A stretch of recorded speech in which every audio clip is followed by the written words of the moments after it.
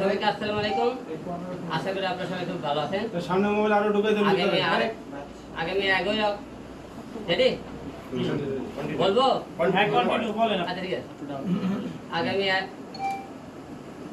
টুং করা কেমন ভাই বলেন। এটাই ভাই। ঠিক আছে, আগামী 11 অক্টোবর ইভান মল্লিক পরিচালিত বাচ্চাটা কিং সিনেমা শুভ মুক্তি। এই সিনেমাতে অভিনয় করেছে আমাদের নাম করা একজন পরিচালক কাজী আচ্ছা, চিত্রনায়িকা একা, তারপরে রিয়ামণি, গাঙ্গুয়া, তনু পান্ডে, তারপরে মেহেদি ভাই, আরও অনেক শিল্পী অভিনয় করেছে। আর আশা রাখতেছি সিনেমাটা আপনার সবাই হলে দেখবেন, কিন্তু সিনেমা কেউ না দেখে কেউ বাজে মন্তব্য করবেন না, এটা অনুরোধ থাকলো।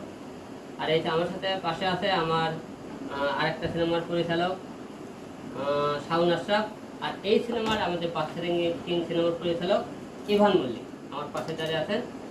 আর আমাদের পাশে সবচেয়ে বড় একজন নির্মাতা পরিচালক, আপনারা আমার সবাই জানেন প্রেমের তাজমহল সিনেমার সেই পরিচালক হাজী মাহবুব ভাই, তিনি আমাদের পাশে আছেন। তো আমরা শুরু করি প্রথমেই আমাদের যেহেতু সবার মাঝে সবার গুরুজন কাজী মাহবুব ভাইকে দুইটি কথা থেকে শুরু করে দিই। ধন্যবাদ। আপনাদের সকলকে অভিনন্দন জানাই যে আজকে উপস্থিতির জন্য। আসলে আজকে যে প্রোগ্রামটা তারা শুরু করেছে সেটির উদ্দেশ্য হচ্ছে বাদশাদা কিং সিনেমাটি মুক্তি উপলক্ষে, এবং এই সিনেমার জন্য আমরা দোয়া করব এবং এই ছবি সম্পর্কে কথা বলব।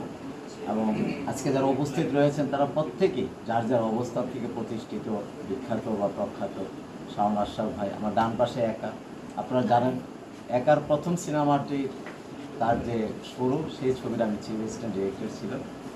তারপর তো তুমুল জনপ্রিয় একটা সময় একা, তেজি সিনেমা থেকে বলা জিন্দা দাফন থেকে শুরু করে। তো একাও আজকে এই সিনেমায় অভিনয় করেছে।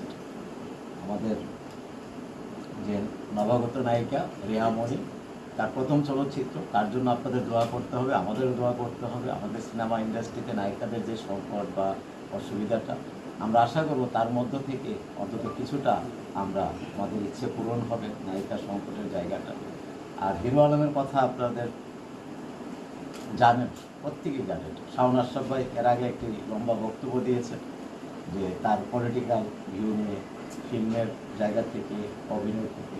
আসলে হিরো আলমের জীবনটাই একটা গল্পে ভরপুর, নানান রহস্য, নানান ঘটনা ঘটে। হিরো আলম যে আজকে এই সিনেমাটা প্রযোজনা করেছে, নায়করা অভিনয় করেছে, এই ছবিটি আগামী শুক্রবার সিনেমা হল পর্যন্ত পৌঁছে দিচ্ছে, এটি কিন্তু আমাদের জন্য একটি আশীর্বাদ সুলভ একটি বিষয়। আমরা মনে করি এটি অত্যন্ত আনন্দের এবং গর্বের। পুরো বাংলা সিনেমার মধ্যে এখন কয়টা সিনেমা মুক্তি পাচ্ছে? করোনাকালীন সময়ের পর কিন্তু সিনেমা মুক্তি পাচ্ছিল না, সেই সময় হিরো আলমের একটি সিনেমা প্রথম মুক্তি পায় এবং অনেকগুলো সিনেমা হল খুলেছে, আপনাদের মাধ্যমে আমরা জেনেছি। আজকেও তার এই ছবিটি মুক্তি পাবে, আমরা আশা করব ছবিটি ভালো যাবে।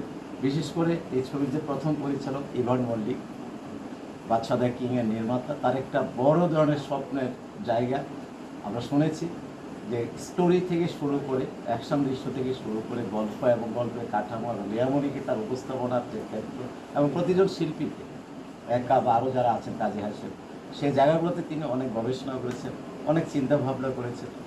তো আমাকে ইভান মল্লিক এই ছবিতে ডিরেক্টর, তিনি আমাকে কিছু ফুটেজ দেখিয়েছেন, ট্রেলার, সিকোয়েন্স, গান, এবং আমার কাছে ভালো লাগছে। আমার কাছে মনে হচ্ছে যে দর্শকরা একটা নতুন হিরো আলমকে পেতে যাচ্ছে। অসংখ্য ধন্যবাদ, আপনাদের সকলের শুভকামনা। ধন্যবাদ। আমাদের এই সিনেমার